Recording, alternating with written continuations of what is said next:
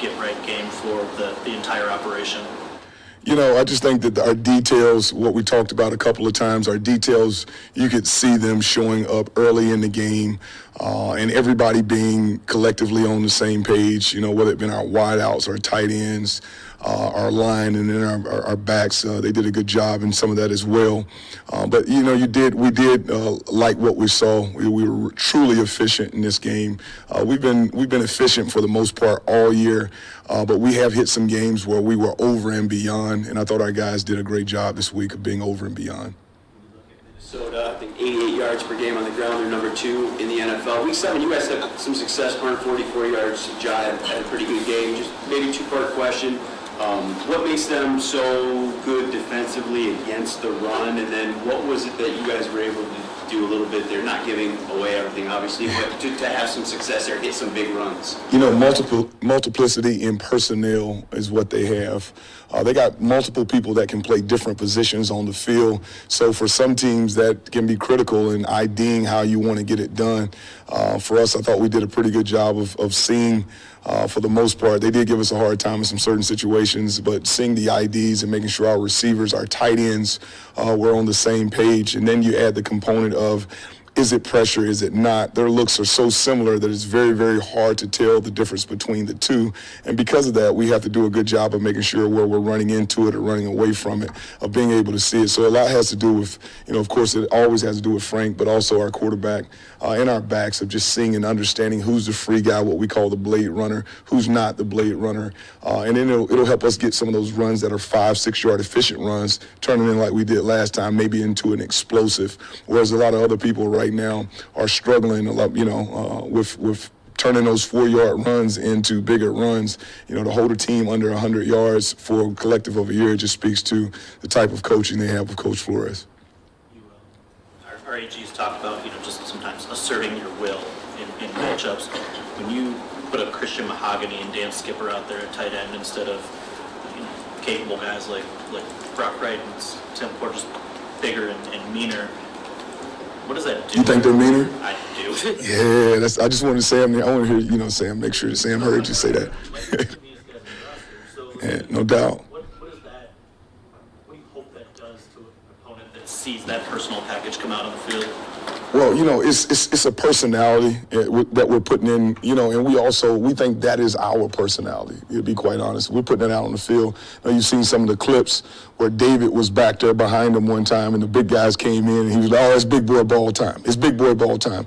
And that mentality is just saying that, you know, we're going to get behind our pads, backs, we're going to lower our shoulder pads, and it's going to be a physical play that we're about to have. But we try to play physical at all times, but it is a personality that runs out there. When those guys run out there, we all feel that sense of strength and power that you're talking about.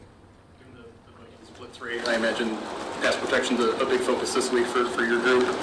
We all know Demo was very good at that. What's your confidence level in some of the other guys that will be out there this week?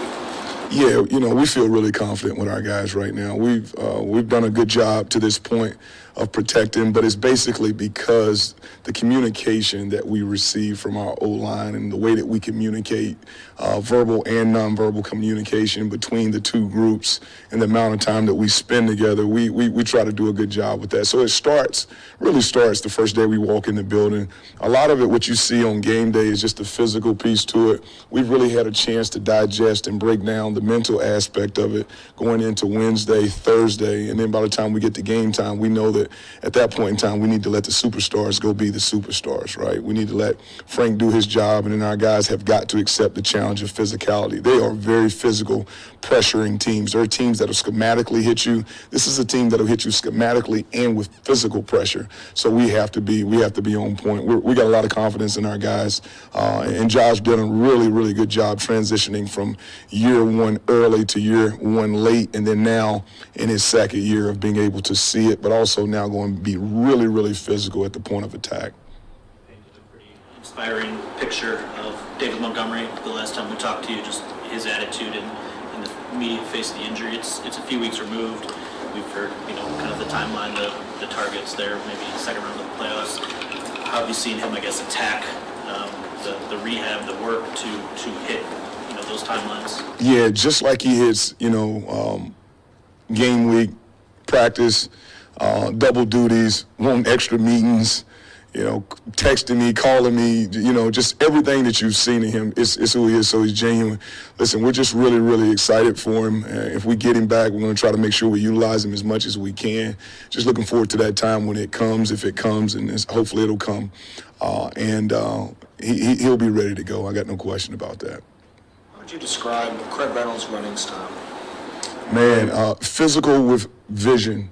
I really like the way he has patience and letting it die, just kind of some of the things digest. He does a great job of second level reads, which sometimes when you are as big and as strong as him, sometimes guys don't necessarily have the vision to make some of those cuts, but his feet are good enough to make those cuts. And then when he gets on the edge of some of those D linemen and linebackers, he's on the edge, so they turn into soft tackles versus being right down the center. So when he gets on the edge, it turns into a 5, 6, 7 yard run. So I think that's what he is. He's a physical guy that runs well with great vision. He can make the last second cut, presses the hole. We like to talk about doing the things the right way, but he's also very skilled as a runner. What does it do for him to get that opportunity and to have the success he had in San Francisco? I mean, he knows he's capable of it, but to actually do it. You know what? Every time we call on him, he answers, right? So that feels good. And he knows that he's in a room with some dynamic players, but he also knows that he's dynamic and he can make plays. The check down swing on the boundary, that was such a huge play for us in the game, an explosive force in the game where we're starting to now, our check downs, I talked about last, even at the beginning of the year, we got to start catching the ball facing defenders. We're starting to get some of those catches with facing defenders, and we were talking about Ja then, but all of our backs catching the ball facing defenders, and he got a chance to catch it and face up and made a play down the sideline. So it does a lot for your confidence, too, when you haven't been out there and you get a chance to go out there. Now you're ready to get back out there as soon as you can. What about, we saw the Pro Bowls, come out as well this week, but before we saw Ja finish second overall. The fan vote. How cool is that to see how quiet and demeanor he is, but to see how popular he is among fans as well? Yeah, I just think he got somebody somewhere just voting like 220,000 times.